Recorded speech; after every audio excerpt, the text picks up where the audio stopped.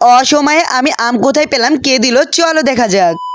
So hello friends, this is me Subhadeep or back to my another blog. অনেকদিন হচ্ছে shopping করতে যাওয়া হয় না, তাই আমি আর আমার কাকু আজকে বেরিয়ে পড়ি শপিং করতে। জেলখানা ঘাট থেকে একটা রিক্সা ধরে আমি আর আমার কাকু চলে যাচ্ছিলাম ডাক বাংলার মোড়ে। যেহেতু খুলনা জেলার ভিতরে আমার বাসা, এজন্য কম বেশি আশা লাগে। আর আজকে কিন্তু মানুষের সংখ্যা খুবই কম ছিল। এই মার্কেটটা তো কম বেশি সবাই চেনো, এজন্য দ্বিতীয়বার বলার মতো আমার কিছুই নেই। ফার্স্ট আমি কিছু ব্যাগের কালেকশন দেখে নিচ্ছিলাম, কারণ এত সুন্দর সুন্দর কালেকশন ছিল, তোমাদের সঙ্গে শেয়ার না করলেই নয়। অনেক টায়ার্ড ছিলাম, এজন্য বেশি দামাদামি না করে এক দোকান থেকে দুটো ব্যাগের কালেকশন আমি নিয়ে নিই। এখন চলে যাচ্ছিলাম একটু বড় বাজারের দিকে, কিছু খুচরা জিনিস কিনা ছিল। হঠাৎ করে আমার চোখ পড়ে এই আমগুলোর উপর। বছরে যেহেতু প্রথম ফল, এজন্য আমি এখান থেকে 2 কিলো আম নিয়ে নিই। আমাদের কেনাকাটা শেষ, বড় বাজার থেকে এখন বেরিয়ে যাচ্ছিলাম। এখন আমরা ডাচ বাংলার মোড়ে গিয়ে রিক্সা উঠবো। খুলনায় আসলে বিরিয়ানি আমার নিতেই হবে, এজন্য কাচ্চিগড় বিরিয়ানি থেকে আমি এক প্যাক নিয়ে নিচ্ছিলাম। এখন আর খাওয়ার সময় ছিল না, এজন্য পার্সেল নিয়ে নিয়েছিলাম। রিক্সায় উঠে এখন আমরা চলে যাব জেলখানা ঘাটে। জেলখানা ঘাটে এসে আমার কাকু এক কাপ চা খেয়ে নিল।